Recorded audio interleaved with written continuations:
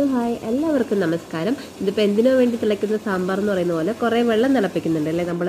ഇതിപ്പോൾ എന്തിനാണ് ഞാൻ വെള്ളം തിളപ്പിച്ചതെന്ന് വെച്ചാൽ ഞാൻ കുക്കറിൽ ഒരു ചോറ് വെക്കുന്നത് കാണിച്ചു തരാം കേട്ടോ. എൻ്റെ വീട്ടിൽ അമ്മയ്ക്ക് പോലും കുക്കറിൽ ചോറ് വെക്കുന്നത് എങ്ങനെയാണെന്ന് അറിയില്ല. അപ്പോൾ നമ്മൾ എന്ത് ചെയ്യുകയെന്ന് വെച്ചാൽ ഏകദേശം ഒരു കുക്കറിൻ്റെ അര ഭാഗത്തിലും താഴെ കാൽ ഭാഗത്തിൽ കൂടുതൽ വെള്ളം എടുക്കാം കേട്ടോ. ഞാൻ നോർമലി വെള്ളം അത്ര തന്നെയാണ് കേട്ടോ എടുക്കാറുള്ളത്.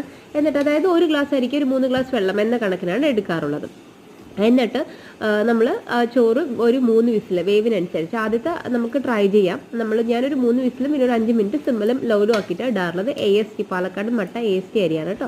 എന്നിട്ട് ഇത് 3 വിസിൽ കഴിഞ്ഞ് ഓഫാക്കി വിസിൽ കംപ്ലീറ്റ് പോകുന്നവരാക്കിയിട്ട് ചൂടുവെള്ളം തിളപ്പിച്ചിട്ട് ഇതിലോട്ട് ഒഴിച്ച് ചോറും അങ്ങനെ നമ്മൾ കൊട്ടക്കൈയിൽ എന്നാ പറയാം, നിങ്ങളുടെ അവിടെ എന്താ പറയാമെന്ന് എനിക്കറിയില്ല.